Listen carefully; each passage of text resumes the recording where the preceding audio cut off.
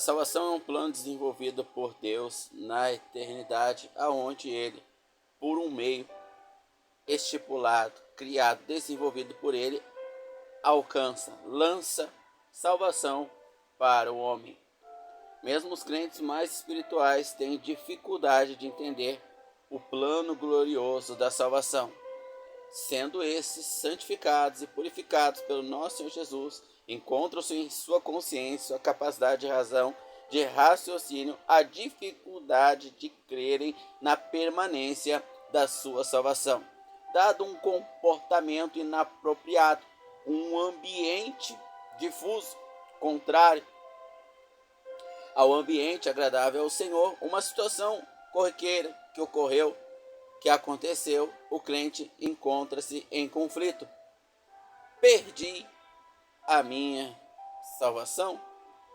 E muitas das vezes, na ausência da comunhão com o Senhor Deus, Criador de todas as coisas, aquele que há de vir, que há de voltar e levar-nos para junto de si para todo sempre, na ausência dessa comunhão, muitos crentes se encontram na sensação emocional de estarem perdidos para todos sempre e largam-se em prantos e dores, e muitas das vezes em caminho de perdição física, por não terem a comunhão da salvação em si, embora estejam assegurados pelo próprio Senhor Jesus.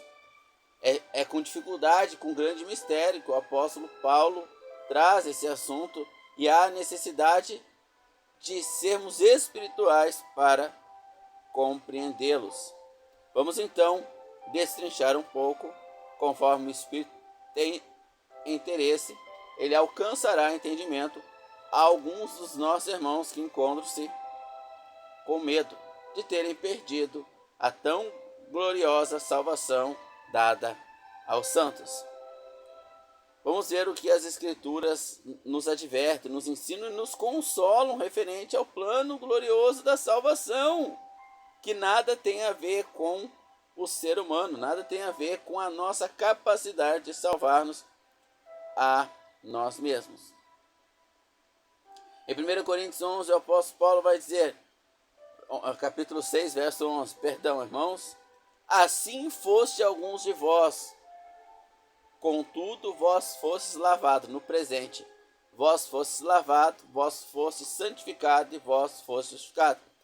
Nada imperfeito pode estar diante de Deus. Nada que porte imperfeição pode se achegar diante de Deus. Será imediatamente destruído.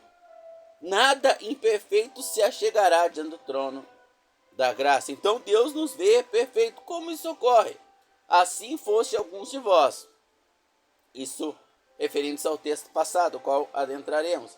Mas então ele segue. Assim foste alguns de vós, contudo vós fostes lavados, santificados, justificados. Ninguém pode estar diante de Deus sem ser justificado. E ninguém pode ser justificado sem primeiro ter sido santificado. Nós fomos santificados com o novo nascimento, com a salvação que nos foi dada pelo Senhor Jesus. Nós fomos santificados ao sermos lavados pelo Espírito. Ao nascermos de novo, João 3,3, ao sermos salvos dos nossos pecados, nós fomos santificados e santificados pela cruz, pelo Senhor Jesus e o seu sangue derramado lá na cruz. Tão somente isso, independente do que tenhamos feito no passado, presente ou futuro, nós nos encontramos num eterno presente de salvação, justificados diante de Deus. Nós estamos justificados diante de Deus. Mas dá para nós ler o versículo anterior. 10. Nem ladrões, nem avarentos, nem viciados em drogas, caluniadores, nada disso, ninguém desses herdarão o reino dos céus. Assim fostes vós. Então, aqui o apóstolo Paulo está dizendo que os irmãos eram ladrões, eram viciados, eram avarentos, mas agora eles são justificados, não por obras que eles tenham feito. Alguns irmãos salvos continuavam na avareza, na glutonaria, como nós vamos ver em 1 Coríntios 10, na prostituição, como nós vamos ver em 1 Coríntios 5, na adoração ou na escolha de homens como seus guias, como nós vamos ver em 1 Coríntios capítulo 13, eles continuavam nessas práticas, porém agora eles não eram mais ladrões, embora alguns praticavam, não eram mais alcoólatras, embora alguns praticavam. Agora suas práticas não importavam mais, eles estavam justificados e lavados pelo sangue do Senhor Jesus. Significa então que um salvo vai viver na prática do pecado? Significa que um salvo está salvo? O modelo de vida nós trataremos daqui a pouco. Nós trataremos do modelo de vida, mas devemos denotar o que o apóstolo Paulo diz em Gálatas capítulo 2, verso 20.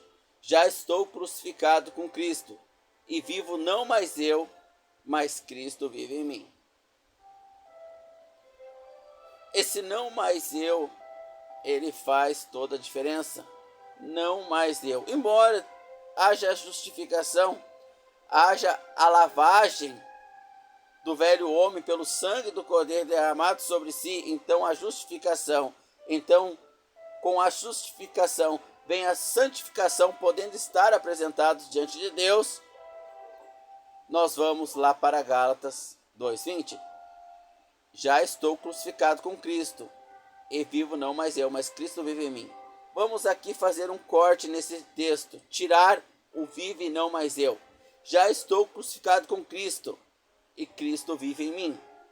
Todo salvo que encontrou o Senhor Jesus, que na estrada de Damasco foi derrubado do cavalo por ele, encontrou-se cego diante dele, não podendo ver a sua luz tão brilhosa, ela era todos estes, todos nós, os salvos, que um dia tivemos um encontro com o nosso Senhor Jesus, foi pessoal e foi real, e nós nos encontramos como pecadores perdidos diante dele. Nós somos lavados e purificados, e ele vive em nós, e isso é imutável. Não há pecado passado, presente ou futuro. E o irmão que luta, há irmão que luta contra o pecado, e porque ele sabe que ele está lutando contra o pecado, porque ele tem uma nova consciência, Cristo vive nele.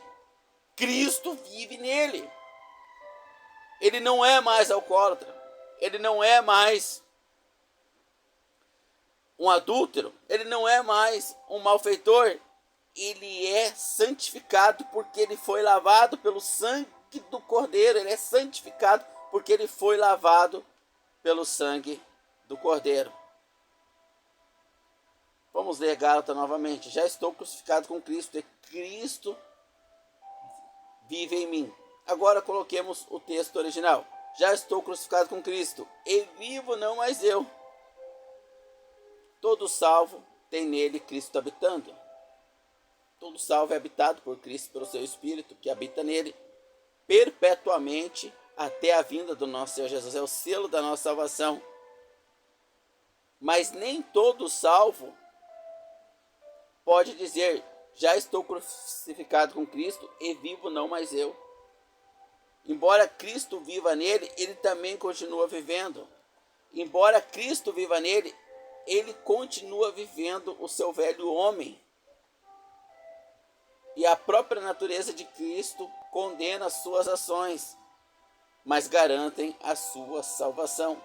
Quando éramos do mundo, não tínhamos consciência do pecado, dizíamos: não matei. Então isso estava bom para nós, e fazíamos nossos erros sem uma acusação diante de Deus.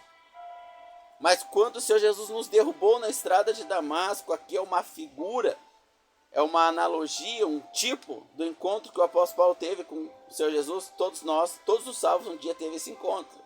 Em algum lugar, em alguma igreja, em alguma religião, às vezes até na mesa de um bar, alguém sentou ali e falou o evangelho. Em algum lugar a pessoa teve esse encontro com o Senhor Jesus. E ali ela foi salva. E Cristo passou a habitar nela. Mas ela não entregou as rédeas do seu corpo físico ao Senhor Jesus. O Senhor Jesus agora habita nela, mas ela também habita em si. E ela continua guiando as rédeas da sua vida. Então poderíamos ler assim: já não estou crucificado com Cristo. Eu ainda vivo, mas Cristo também vive em mim. porque eu o aceitei como meu Salvador. Irmãos, quanto ao que tange a salvação, todo salvo é salvo porque foi justificado. Todo justificado é justificado porque foi santificado. Todo santo é um salvo, não por si ou porque possa ter feito, mas porque Cristo habita nele. E isso não vem de nós, irmãos, como diz Efésios 2, é dom de Deus. Mas atentemos agora para: e vivo não mais eu. Isso depende de nós. No eu consciente nós podemos escolher, no eu responsável, qual dará conta no dia do juízo, nós podemos continuar vivendo. Ao invés de falar como Paulo, e vive não mais eu, mas Cristo vive em mim, nós podemos dizer: Cristo vive em mim, mas eu também vivo. A minha carne continua a se drogar, a se alcoolizar.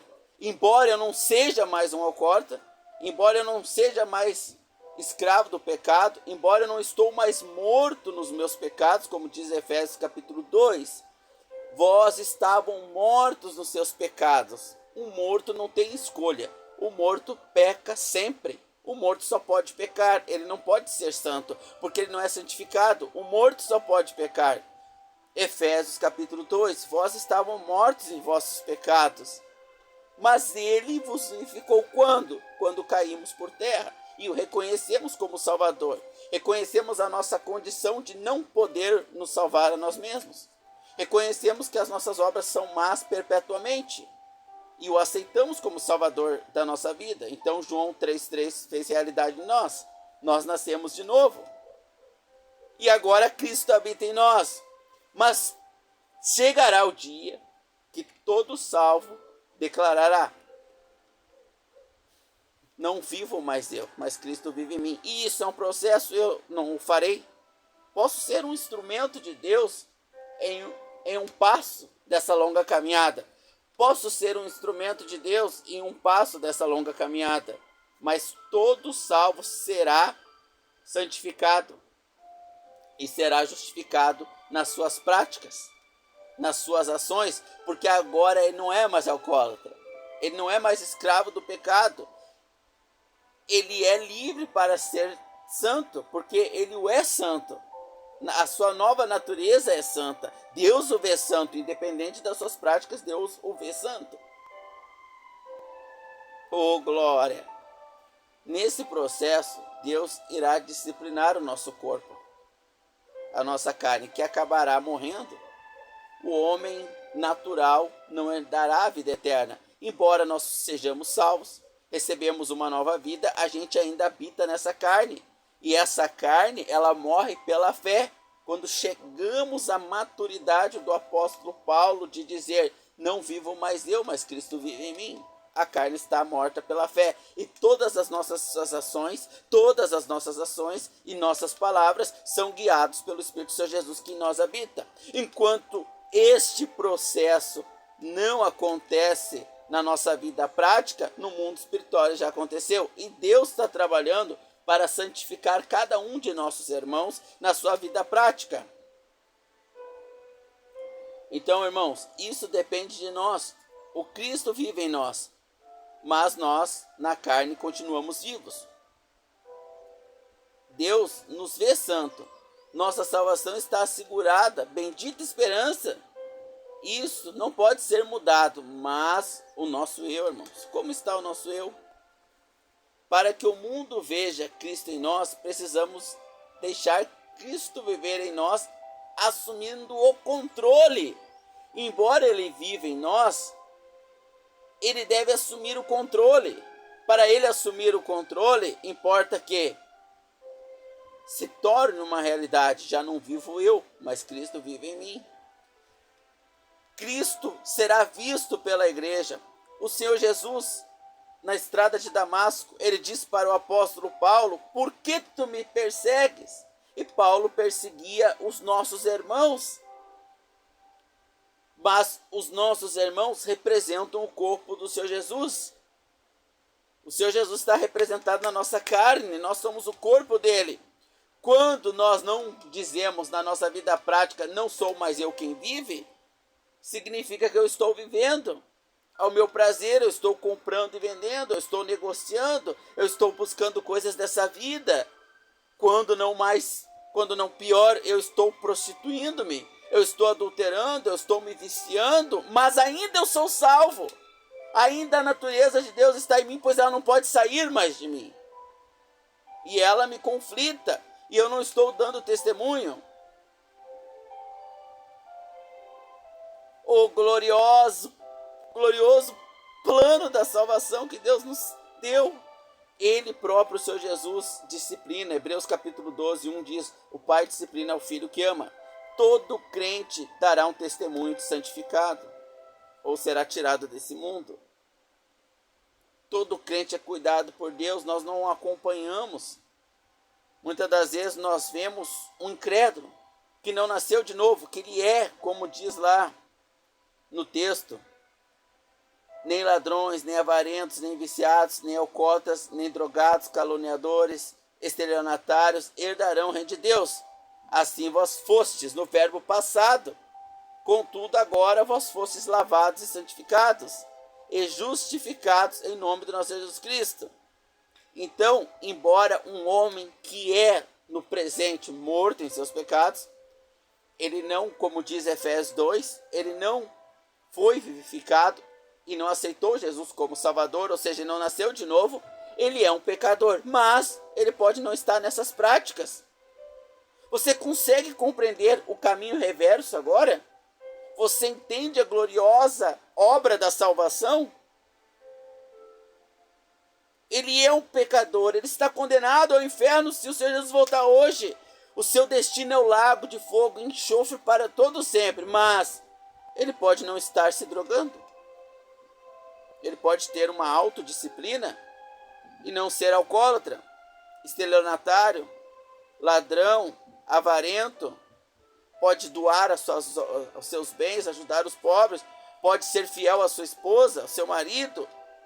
Ele pode ter um comportamento de santo, mas ele vai para o inferno, porque ele não foi santificado pela cruz, pelo sangue que lá verteu.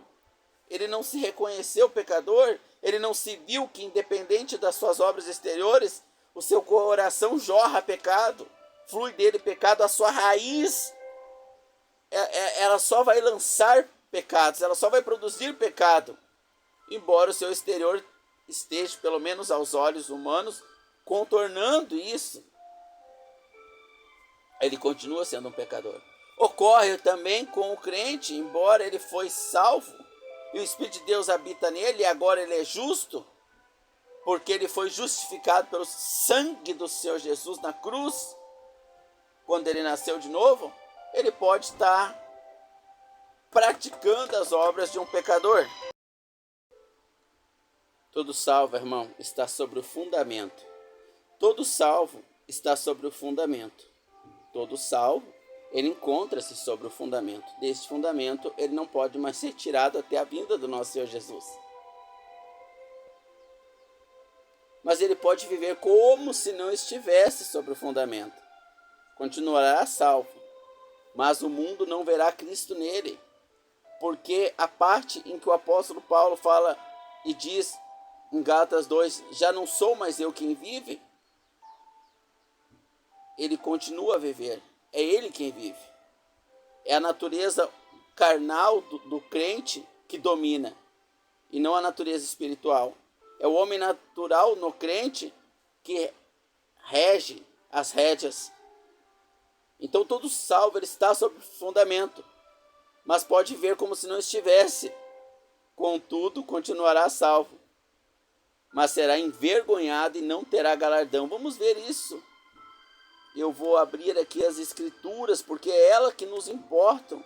E os salvos, o Espírito Santo confirma no salvo. E é só o salvo que entende as escrituras, porque as escrituras para o mundo ela é loucura.